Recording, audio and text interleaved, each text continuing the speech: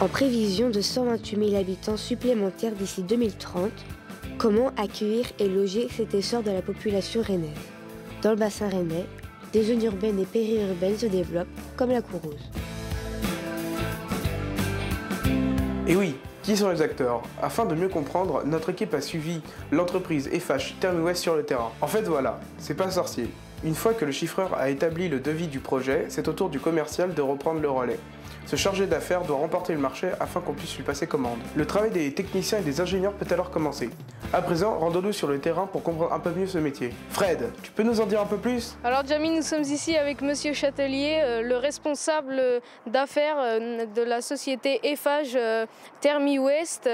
Alors Monsieur Châtelier, pouvez-vous nous présenter votre métier et nous dire quelles études avez-vous suivies pour faire cette profession? Donc j'ai commencé par un bac en génie climatique, suivi par un BTS en énergie équipement du bâtiment. Sur un tel projet, quelles sont vos fonctions? Avez-vous déjà travaillé avec d'autres équipes?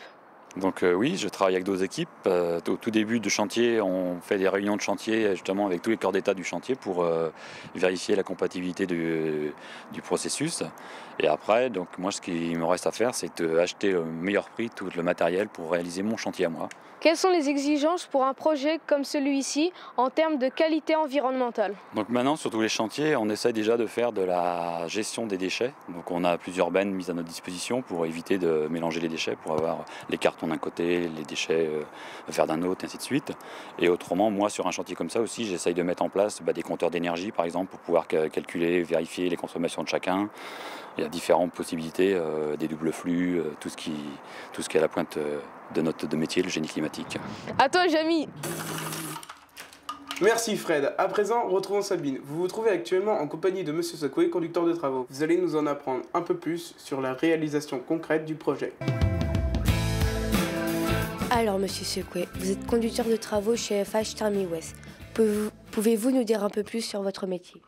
Mon métier consiste à gérer du personnel, à gérer des travaux, gérer des sous-traitants, gérer des approvisionnements de matériel, de sécurité, de mise en place de sécurité, de vérification de bon achèvement du chantier. Votre profession comporte-t-elle des risques? Les conditions de travail sont-elles difficiles? Le risque simplement lié au transport est difficile, c'est surtout le stress lié à des plannings très très serrés. Sur quel autre chantier allez-vous travailler? Et d'autres chantiers, j'ai le centre commercial Alma qui a une partie extension et une partie rénovation.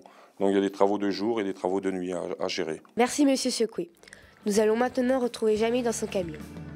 Dans cette immense chaîne de la construction, l'ouvrier apporte sa pierre à l'ouvrage. Rejoignons Fred, qui se trouve actuellement en compagnie d'une équipe d'ouvriers.